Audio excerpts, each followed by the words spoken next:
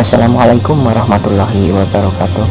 Sahabat, kisah kali ini tentang karomah yang dimiliki oleh Tuan Guru Abah Guru Sekumpul Martapura, Kalimantan Selatan, yang bisa membaca suara hati dari Habib Maksum, Pasuruan, Jawa Timur, Indonesia.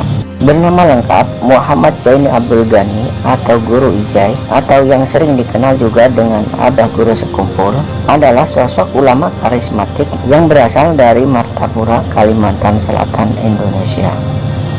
Tuan Guru Abah Guru Sekumpul lahir pada tanggal 11 Februari tahun 1942 atau pada tanggal 27 Muharram tahun 1361 Hijriah, tepatnya di Kampung Tunggul Irang Seberang, Martapura, Kalimantan Selatan, dan wafat tepat di usia ke-63 tahun di Martapura pada tanggal 10 Agustus tahun 2005. Ketawaduan dan kesederhanaanlah yang membuat beliau mencapai makom yang tinggi.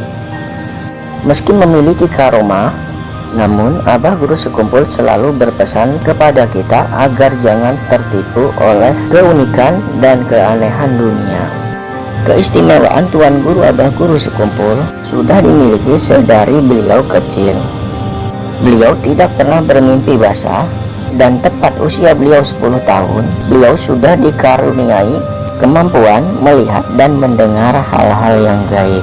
Sedari kecil, Tuan Guru Abah Guru Sekumpul memang telah mendapatkan pendidikan agama Islam yang ketat dari kedua orang tua beliau.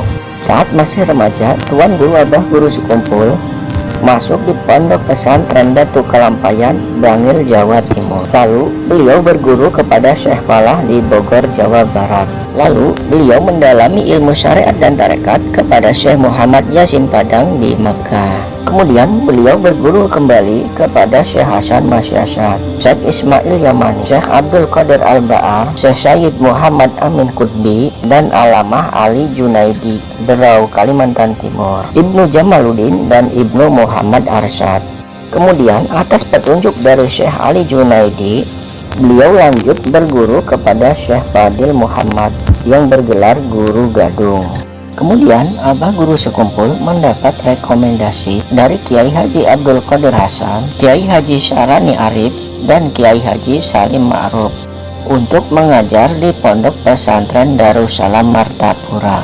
Selama kurang lebih 5 tahun, Abah Guru Sekumpul mengajar di pondok pesantren tersebut. Kemudian Abah Guru Sekumpul berhenti dan memilih melakukan kegiatan dakwah dengan membuka pengajian di rumahnya di Keraton Martapura. Awal mulanya pengajian ini diadakan hanya untuk menunjang pelajaran para santri di Pondok Pesantren Darussalam Martapura dengan diisi pengulangan kitab-kitab ilmu alat seperti nahwu dan syarab. Namun pada perkembangannya jamaah yang menghadiri pengajian beliau cukup beragam, bukan hanya dari kalangan santri tetapi juga masyarakat umum. Pengajian pun mulai berkembang dengan kitab yang lebih bervariasi seperti kitab fikih, kitab tasawuf, kitab tafsir, dan hadis. Karena pengajian di Keraton Martapura dirasa sudah tidak lagi mampu menampung jamaah, maka Abah Guru Sekumpul berinisiatif untuk pindah ke lokasi pengajian yang baru. Sekitar tahun 1980-an, Abah Guru Sekumpul memilih wilayah Sungai Kacang sebagai lokasi rumah beliau, sekaligus tempat pengajian yang baru.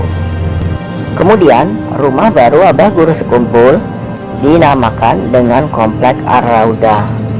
Penamaan tersebut mengacu pada nama Al-Raudah di Masjid Nabawi, Madinah.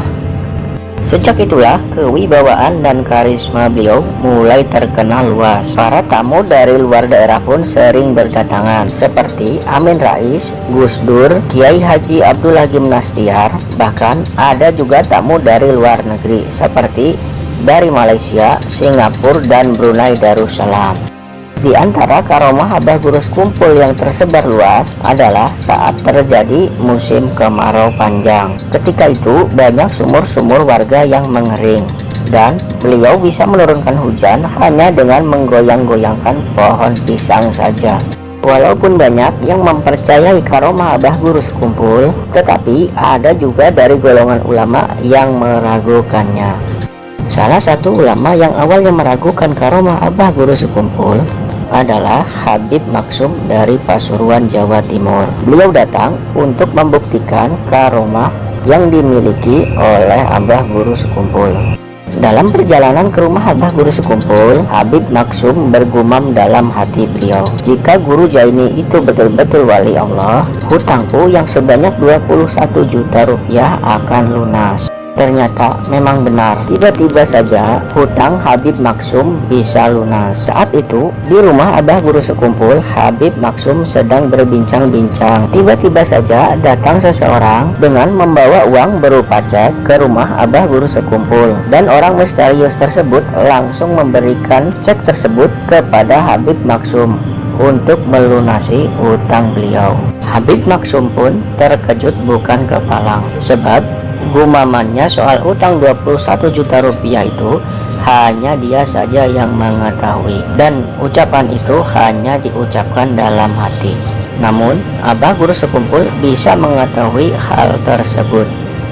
Nah sahabat, itulah salah satu kisah tentang karomah yang dimiliki oleh Abah Guru Sekumpul, dan masih banyak lagi karomah yang lain yang dimiliki oleh beliau.